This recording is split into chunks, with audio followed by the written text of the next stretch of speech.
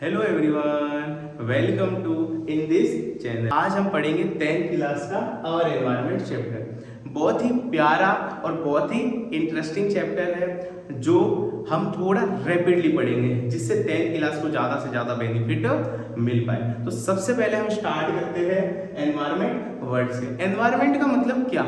Environment का मतलब ये कि सराउंडिंग जितनी भी लिविंग थिंग्स और नॉन लिविंग थिंग्स आपस में मिलके किसको क्रिएट करती है? एनवायरनमेंट को। तो बोले लिविंग थिंग्स क्या? लिविंग थिंग जिसमें क्या होती है?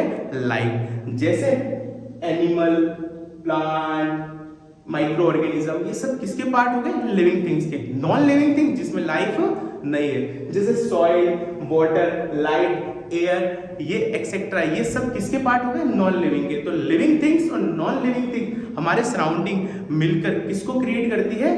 एनवायरनमेंट को। इसके बाद वर्ड आता है इकोसिस्टम का। इससे पहले हम इसकी एक बार डेफिनेशन देख लेते हैं एनवायरनमेंट की। It is the sum total of everything around an organism include the living and non living organism. तो ये इसकी डेफिनेशन हो गई और डेफिनेशन से भी आपको क्लियर हो रहा होगा कि लिविंग थिंग्स और नॉन लिविंग थिंग्स दोनों मिलकर किसको क्रिएट कर रही है?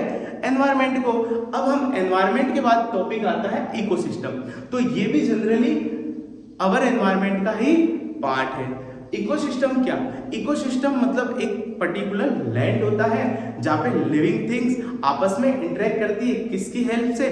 नॉन लिविंग ऑर्गेनिज्म की हेल्प से। तो इकोसिस्टम की एक बार हम डेफिनेशन देख लेते हैं। An ecosystem is a geographical area where living organism interact with each other and surrounding environment. तो आपको इससे समझ में आ रहा होगा कि एक पर्टिकुलर लैंड होता है जहां पे लिविंग थिंग्स आपस में इंटरेक्ट करती है नॉन लिविंग ऑर्गेनिज्म की हेल्प से। अब इकोसिस्टम भी जनरली मेनी टाइप्स के हो सकते हैं, जैसे desert ecosystem, mountain ecosystem, aquatic ecosystem. तो इकोसिस्टम के मेनी टाइप्स हो सकते हैं। ये सभी टाइप्स किसके अंदर आते हैं? तो हम आगे वाला जो टॉपिक पढ़ने वाले हैं वो है टाइप्स ऑफ इकोसिस्टम। तो इकोसिस्टम जनरली दो टाइप के होते हैं, एक तो नेचुरली इकोसिस्टम और एक होता है आर्टिफिशियल इकोसिस्टम। नेचुरल इकोसिस्टम क्या होता है? क्रिएट फ्रॉम नेचुरली, जो नेचुरली क्रिएट होता है, जो हम क्रिएट नहीं करते, जो ऑटोमेटिक क्रिएट होता है, जो नेचर क्रिएट करता है। जैसे कि उसके एग्जांपल हो गए फॉरेस्ट, माउंटेन, डेजर्ट एक्सेट्रा। ये सब किसके पार्ट हो गए? नेचुरल इकोसिस्टम के। उसके बाद हम इसका सेकंड पार्ट पढ़ते हैं आर्टिफिशियल इकोसिस्टम, जो मेन मेड होता है, जो हम खुद क्रिएट करते हैं, जो ऑटोमेटिक क्रिएटर नहीं होता है। जैसे उसके एग्जांपल हो गए गार्डन, पार्क, एक्वेरियम, जू, ये सब हम क्रिएट करते हैं। तो हमने देख लिया किसका? Types of ecosystem. इसके जनरली दो पार्ट हो गए, नेचुरल एंड एनिमल। इसके बाद आने वाला टॉपिक है अपने कंपोनेंट ऑफ इकोसिस्टम। इकोसिस्टम के मेनली दो कंपोनेंट होता है, पहले तो बायोटिक कंपोनेंट और सेकेंडली अबायोटिक कंपोनेंट। तो बायोटिक कंपोनेंट जिनमें लिविंग ऑर्गेनिज्म ही आते हैं, जिसमें लाइफ होती है, जैसे plant, animal and micro organism. फिर आते हैं अबायोटिक कंपोनेंट। अबायोटिक कंपोनेंट जिनमें जो नॉन लिविंग ऑर्गेनिज्म होते हैं, जिनमें लाइफ एग्जिस्ट नहीं करती है, जैसे सॉइल, वाटर, लाइट, एयर, ये सब किसके पार्ट है? अबायोटिक कंपोनेंट के। तो जनरली हमने दोनों टाइप समझ लिए, बायोटिक और अबायोटिक। अब बायोटिक को थोड़ा डीपली हम पढ़ेंगे तो इसके मेनली तीन टाइप होते हैं। पहला प्रोड्यूसर, सेकंड कंज्यूमर और थर्ड होता है डीकंपोजर। अब ये तीनों किसके अंदर आते हैं? तो हमने छोटी क्लास में पढ़ा होगा ऑटोट्रॉपिक और हेटेरोट्रॉपिक। तो ऑटोट्रॉपिक वो होते हैं जो अपना फूड खुद क्रिएट करते हैं, जो अपना खाना खुद बनाते हैं, जैसे कि ग्रीन प्लांट, ये खुद अपना खाना बनाते हैं। किसकी हेल्प से? सनलाइट की हेल्प से। कौन से प्रोसेस से? फोटोसिंथेसिस प्रोसेस से। फिर उसके बाद इसका हेटेरोट्रॉपिक है, जो अपना खाना खुद नहीं बनाते हैं, वो डिपेंड होते हैं किस पे? ऑटोट्रॉपिक पे। वो अपना खाना खुद क्रिएट नहीं करते। इसके जनरली दो टाइप है, कंज्यूमर एंड डीकंपोजर। अब इसके अंदर हम आए तो जो हेटेरोट्रॉपिक है वो अपना खाना खुद तो नहीं बना रहे, वो डिपेंड हो रहे हैं। तो इसके अंदर भी जो कंज्यूमर है वो सब एनिमल के अंदर आ जाएंगे और डीकंपोजर सब माइक्रो ऑर्गेनिज्म के अंदर। अब हम कंज्यूमर के थोड़ा अंदर पढ़े तो कंज्यूमर मतलब क्या? जो कंज्यूम कर रहे हैं। किसको कंज्यूम कर रहे हैं? वो कंज्यूम कर रहे हैं प्रोड्यूसर को। और प्रोड्यूसर को कंज्यूम कर रहे हैं क्या? तो ये मेनली तीन टाइप के होते हैं, हर्बीवोरस, कार्निवोरस और ओमनीवोरस। हर्बीवोरस कौन होते हैं? हर्बीवोरस जो ग्रीन प्लांट को कंज्यूम करते हैं, ग्रीन प्लांट को कंज्यूम करते हैं, जैसे कि गॉट हो गए, डियर हो गए, ये सब क्या करते हैं, ग्रीन प्लांट को कंज्यूम करते हैं। तो किसके अंदर आ जाते हैं, हर्बीवोरस के अंदर। फिर उसके बाद इसका सेकंड पार्ट है कार्निवोरस। कार्निवोरस क्या होते हैं, जो किसको कंज्यूम करते हैं, मीट या मांस को, जैसे कि टाइगर, लायन, ये सब किसके पार्ट हो गए, कार्निवोरस के। फिर हम पढ़ते हैं ओमनीवोरस। ओमनीवोरस जो दोनों को, ये अपने हार्बीवोरस और कार्निवोरस दोनों का मिक्सअप होता है, जैसे कि जो ग्रीन प्लांट को भी कंज्यूम करते हैं और मांस को भी कंज्यूम करते हैं, जैसे ह्यूमन एंड डॉग। अब इसके बाद इसको थोड़ा हम ब्रीफली किसी एग्जांपल से समझे, तो मैं आपको फूड चेन का एक एग्जांपल दूंगा, जो फूड चेन की जो साइकिल होती है उसके द्वारा मैं आपको समझाऊंगा। तो सबसे पहले हम जैसे फूड चेन का एक एग्जांपल लेते हैं, एक ग्रास, ग्रास मतलब घास हो गई, ग्रास ऊपर मतलब तुम्हारे टिड्डा हो गया, मच्छर वगैरह। फिर उसके बाद हम चलते हैं, उसको कौन खा रहा है, तो ग्रास को कौन खा रहा है, ग्रास ऊपर। ग्रास ऊपर के बाद कौन है, फ्रॉग। फ्रॉग के बाद क्या है, स्नेक। स्नेक के बाद क्या है, ईगल। तो सबसे पहले ग्रास है, ग्रास को कौन खा रहा है, ग्रास ऊपर। ग्रास ऊपर के बाद कौन खा, इसको कौन खा रहा है, फ्रॉग। फ्रॉग को कौन खा रहा है, स्नेक। स्नेक को कौन खा रहा है, ईगल। तो ये क्या है, एक चेन है, किसके अंदर, फूड चेन। अब हम इसको थोड़ा इन तीनों कंपोनेंट को इनके अंदर देखते हैं। तो सबसे पहले प्रोड्यूसर। प्रोड्यूसर किसके अंदर आ जाते हैं, ग्रास के अंदर। ग्रास में क्या होता है, ये इसको फूड को प्रोड्यूस करते हैं, बनाते हैं खुद, ठीक है। और बाकी सब जो मेनली है इसको कंज्यूम करते हैं, तो वो कंज्यूमर के अंदर आ जाते हैं। फिर उसके बाद कंज्यूमर जैसे ग्रास हॉपर हो गया, फ्रॉग हो गया, स्नेक हो गया, ईगल हो गया, एक दूसरे को खा के क्या कर रहे हैं, कंज्यूमर का ही रोल प्ले कर रहे हैं। फिर उसके बाद जब ये डेड हो जाते हैं तो इनको कौन कंज्यूम करता है, इनको कंज्यूम करता है डीकंपोजर। डीकंपोजर इन्हें डिके करके किसमें इन्वॉल्व कर देता है, सॉइल में मिला देता है। सॉइल में मिलाने के बाद वापस वो मिनरल्स इसको मिल जाते हैं प्लांट को। तो प्लांट के बाद वापस ये लूप इस तरीके से चलता रहता है, साइकिल इस तरीके से चलती रहती है। तो हम देख सकते हैं कि प्रोड्यूसर का रोल प्ले कौन कर रहा है, ग्रास। ग्रास रोल प्ले कर रहा है प्रोड्यूसर का, जो क्या कर रहे हैं, चीजों को प्रोड्यूस कर रहे हैं। उसके बाद ग्रास हॉपर क्या कर रहे हैं, इसको कंज्यूम कर रहे हैं, फ्रॉग, स्नेक, ईगल, ये सब इसको कंज्यूम कर रहे हैं। फिर ये डेड हो जाते हैं, उसके बाद इनको डीकंपोजर क्या कर देते हैं, वापस सॉइल में मिला देते हैं। तो सबसे जो ग्रास है इसको बोलेंगे क्या, तो ये तुम्हारा होता है प्रोड्यूसर। अब इसके बाद grass hopper, frog, snake, eagle, तो ये तुम्हारे कंज्यूमर होते हैं। पर इनमें भी, कंज्यूमर में भी तो एक स्टेप होता है। तो सबसे पहले कंज्यूमर, जैसे ग्रास हॉपर इधर एक प्राइमरी कंज्यूमर है, उसके बाद फ्रॉग है वो सेकेंडरी कंज्यूमर है, और ये है उसके बाद ये है टर्सरी, उसके बाद और आगे ये चेन चलती रहती है। इस प्रकार से फिर ये क्या हो जाता है, डेड हो जाते हैं। डेड होने के बाद में डीकंपोज करके क्या किसमें, सॉइल में मिला देते हैं। तो मैंने आपको ब्रीफली पूरे टॉपिक्स को समझा दिया। इसके बाद नेक्स्ट टॉपिक हम मूव होते हैं। अब हम पढ़ेंगे next topic, function of the ecosystem. Ecosystem के फंक्शन को समझने के लिए हमें एक टॉपिक पढ़ना पड़ेगा, फूड चेन। अब फूड चेन क्या है, पहले इसकी डेफिनेशन को देखते हैं। The sequence of living organism in which one organism consume another energy to transfer food energy. अब ये क्या कहना चाहता है, तो इसको एक एग्जांपल के थ्रू हम समझेंगे। जैसे ग्रास को कौन कंज्यूम कर रहा है, ग्रास हॉपर। ग्रास हॉपर को कौन कंज्यूम कर रहा है, फ्रॉग। फ्रॉग को कौन कंज्यूम कर रहा है, स्नेक। स्नेक को कौन कंज्यूम कर रहा है, ईगल। तो ये क्या हो रहा है, एक सीक्वेंस चल रहा है, क्या लीनियर सीक्वेंस चल रहा है। वो उसको खा रहा है, वो उसको खा रहा है, वो उसको खा रहा है। तो इस तरीके से क्या चल रहा है, एक फूड चेन का सीक्वेंस चल रहा है। तो हम फूड चेन में क्या हो रहा है, एनर्जी का भी ट्रांसफर हो रहा है। कैसे, जैसे ग्रास हॉपर, ग्रास है, ग्रास ने एनर्जी कहां से ली, सन से, फोटोसिंथेसिस प्रोसेस से। अब इसको किसने कंज्यूम करा, ग्रास हॉपर ने। तो ये एनर्जी किसके पास पहुंच गई, ग्रास हॉपर। इसको किसने कंज्यूम करा, फ्रॉग। फ्रॉग ने, फ्रॉग को किसने, स्नेक। स्नेक को किसने, ईगल ने। तो इस तरीके से एक चेन चल रही है जिसमें क्या है, एनर्जी का भी ट्रांसफर हो रहा है। अब आगे हम बढ़ते हैं, नेक्स्ट टॉपिक है फूड वेव। फूड वेव क्या है, फूड वेव है the network of interlink for a chain is called to food web. मतलब बहुत सारी जो फूड वेव होती है, इनको मैं अगर इंटरलिंक कर दूं, इनका नेटवर्क बना दूं, तो क्या फॉर्म हो जाती है, फूड वेव। इसको भी एक एग्जांपल से समझेंगे हम। चलो, जैसे प्लांट है, प्लांट क्या है, इसको किसने कंज्यूम करा, गॉड। गॉड को किसने कंज्यूम करा, फॉक्स ने। फॉक्स को किसने कंज्यूम करा, लायन ने।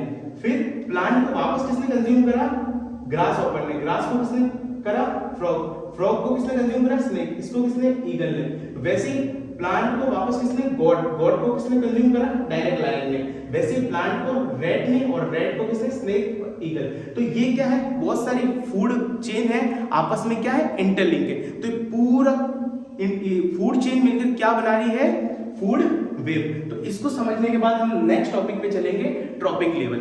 ये भी इसी का ही पार्ट है, इसको पहले डेफिनेशन के थ्रू समझते हैं। It is the position an organism occupy in a food chain. जैसे इसका एग्जांपल से समझते हैं इसको, जैसे प्लांट को कौन कंज्यूम कर रहा है, रेट को कौन कंज्यूम कर रहा है, स्नेक को कौन कंज्यूम कर रहा है, ईगल।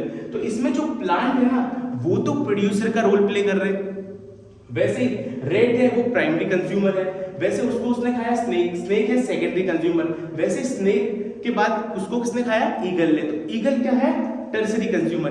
तो इस प्रकार से ये एक दूसरे में क्या चल रही है, चेन चल रही है। जैसे प्लांट को अगर मैं देखूं तो प्लांट प्रोड्यूसर तो है, उसको एक ट्रॉपिक लेवल से भी समझ सकते हैं कि उसका नाम है फर्स्ट ट्रॉपिक लेवल।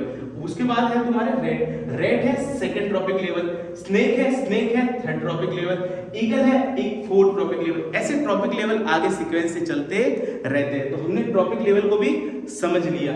उसके बाद नेक्स्ट टॉपिक हम चलते हैं, flow of energy in a ecosystem. अब एनर्जी का फ्लो कैसे होता है कि एक दूसरे को जब कोई प्रोड्यूस करके फिर उसके बाद उसको कंज्यूम कर रहा है, तो इसमें एनर्जी का फ्लो कैसे हो पा रहा है। तो इसको समझने के लिए हम सबसे पहले समझेंगे मोस्ट इंपॉर्टेंट टॉपिक 10% लो को। अब 10% लो की एक बार डेफिनेशन को देखते हैं, फिर इसको हम एग्जांपल के थ्रू समझते हैं। तो सबसे पहले इसकी definition, only 10% of energy entering a particular tropic of an organism is available from a transfer to a next higher tropic level। अब इसको मैं एक एग्जांपल के थ्रू समझाना चाहूंगा। जैसे कि ग्रास है, ग्रास को किसने कंज्यूम करा, ग्रास हॉपर ने। ग्रास हॉपर को किसने कंज्यूम करा, फ्रॉग ने। फ्रॉग को किसने कंज्यूम करा, स्नेक ने। स्नेक को किसने करा, ईगल ने। तो एनर्जी का कैसे ट्रांसफर हो पा रहा है, इसको समझेंगे 10% लो से। उससे पहले मैं आपको बताना चाहूंगा कि जो ग्रास है वो एनर्जी कहां से ले रहा है, सनलाइट से। किस प्रोसेस के थ्रू, फोटोसिंथेसिस प्रोसेस के थ्रू। अब ये जो एनर्जी सनलाइट से ग्रास में जा रही है, तो ये कितने परसेंट जा रही है, ये ओनली 1% ही जा पाती है। तो 10% लो इसके बाद का प्रोसेस है। जैसे ग्रास को किसने खाया, ग्रास हॉपर ने। ग्रास हॉपर को किसने खाया, फ्रॉग को किसने खाया, स्नेक को किसने खाया, ईगल ने। तो ये 10% एनर्जी ग्रास हॉपर फिर ऐसे चल रही है। जैसे मैं इसको एग्जांपल के थ्रू समझा रहा हूं, जैसे कि ग्रास की एनर्जी है वो कितनी, 10,000 एनर्जी है।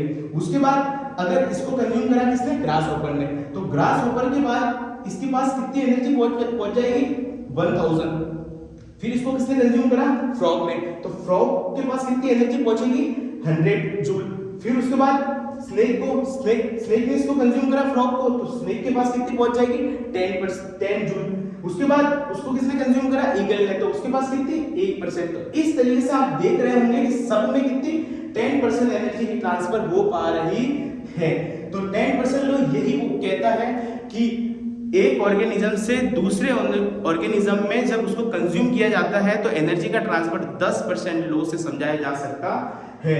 इसका मतलब आप ये भी समझ सकते हैं कि हर ट्रॉपिक लेवल में जब एनर्जी का ट्रांसफर हो रहा है तो उसमें 10 का अगर मैं डिवाइड दे दूं तो वो 10% एनर्जी का आगे ट्रांसफर हो पाएगी। अब हम पढ़ेंगे नेक्स्ट टॉपिक।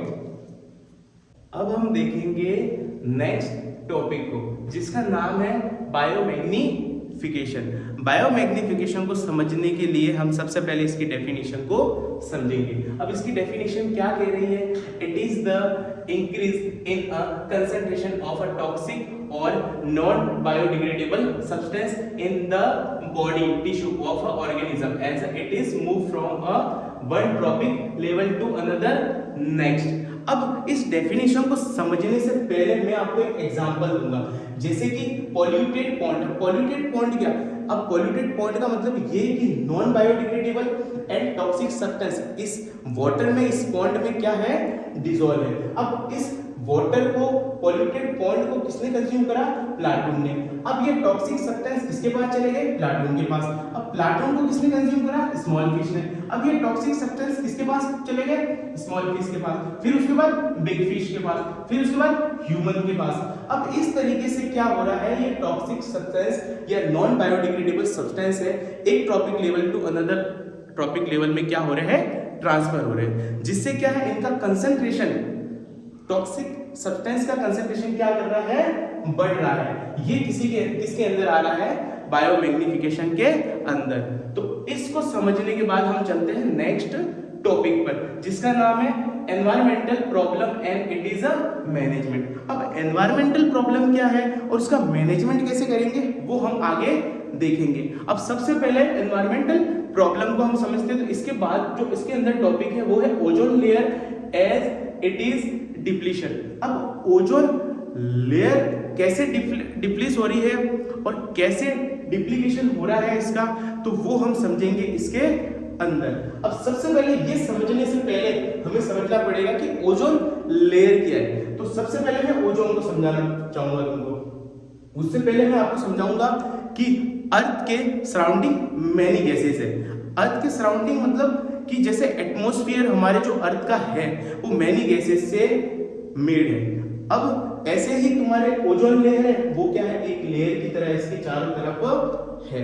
अब ओजोन लेयर को समझने से पहले वो ओजोन लेयर कैसे क्रिएट हुई वो समझेंगे। जैसे हमारे एनवायरनमेंट में ऑक्सीजन है, ऑक्सीजन का मॉलिक्यूल जब इससे सनलाइट की रे जो यूवी रे होती है ये किस पे अटैक करती है, हमारे एनवायरनमेंट में मौजूद ऑक्सीजन मॉलिक्यूल पे।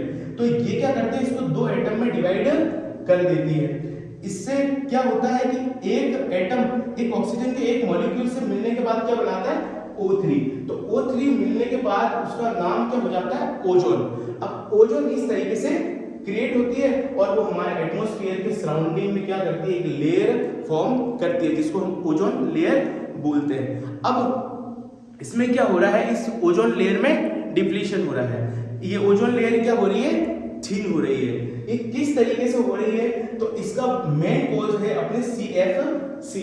अब बोले भैया CFC क्या है, CFC मेनली इसका नाम है क्लोरोफ्लोरोकार्बन। पर ये क्लोरोफ्लोरोकार्बन ये हार्मफुल केमिकल जनरेट कहाँ से होता है, तो ये जनरेट हमारे अर्थ से ही होता है। जैसे हम ह्यूमन बीइंग क्या करते हैं, रेफ्रिजरेटर हो गए, AC हो गए, इनको कंज्यूम करते हैं, तो इनसे क्या निकलती है, एक हार्मफुल केमिकल निकलती है, केमिकल रिलीज होती है। अब ये क्या करती है, हमारे एटमॉस्फेयर में चली जाती है और यहाँ पे यूवी रेस पे अटैक करता है, जिससे क्या होता है, इसमें से क्लोरीन है वो अलग हो जाती है और क्लोरीन इस ओजोन लेयर पे अटैक करती है और वापस ऑक्सीजन का एक मॉलिक्यूल और उसके एटम में डिवाइड हो जाती है, जिससे ओजोन लेयर क्या हो जाती है, डिप्लेस हो जाती है।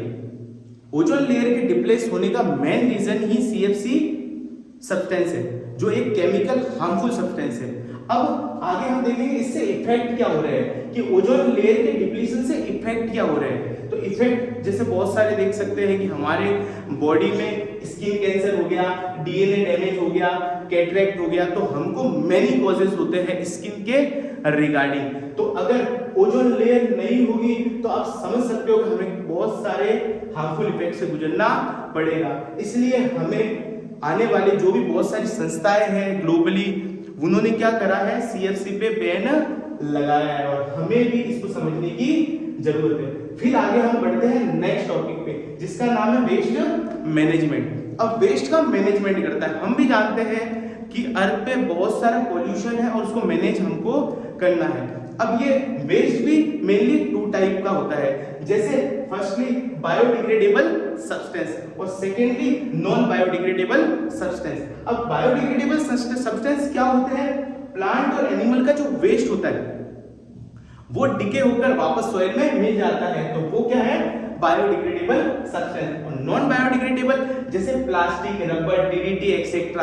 अब ये क्या होता है, डिके नहीं हो पाता है, माइक्रो ऑर्गेनिज्म इन्हें डिके नहीं कर पाते हैं, जिससे क्या ये हमारे एनवायरनमेंट को पॉल्यूटेड करता है। अब इन सभी बायोडिग्रेडेबल और नॉन बायोडिग्रेडेबल सब्सटेंस को मैनेजमेंट करने के लिए बहुत सारे टेक्निक्स है। जैसे इसमें पहली टेक्निक्स है रिसाइकलिंग। अब हम ये कर सकते हैं कि जो भी वेस्ट मटेरियल है उसको वापस रिसाइकलिंग करके उसको रीयूज कर सकते हैं। फिर दूसरा है रीयूज। अब रीयूज कर सकते हैं, किसी भी सब्सटेंस को हम वापस रीयूज करके उसको वापस यूजफुल बना सकते हैं। फिर होता है लैंड फिलिंग। लैंड फिलिंग में क्या होता है, एक लैंड में गड्ढा खोदा जाता है और जो भी टॉक्सिक सब्सटेंस या तुम्हारे जो भी नॉन बायोडिग्रेडेबल एंड बायोडिग्रेडेबल होता सब्सटेंस होता है, इनको क्या करते हैं, उस गड्ढे में डाल देते हैं, जिससे क्या हो जाता है, उनको डिके करने के लिए छोड़ दिया जाता है। फिर उसका फोर्थ आता है प्रिपरेशन ऑफ कंपोस्ट। अब इसमें क्या होता है, बायोडिग्रेडेबल सब्सटेंस को हम क्या करते हैं, मैन्योर और फर्टिलाइजर में चेंज करते हैं। और यहाँ तक मैंने अवर एनवायरनमेंट के सभी कॉन्सेप्ट प्लस सभी टॉपिक्स को अच्छे से क्लियर कर दिया है। आई होप आप सभी को समझ में आए होंगे और thank you watching this video. जय हिंद।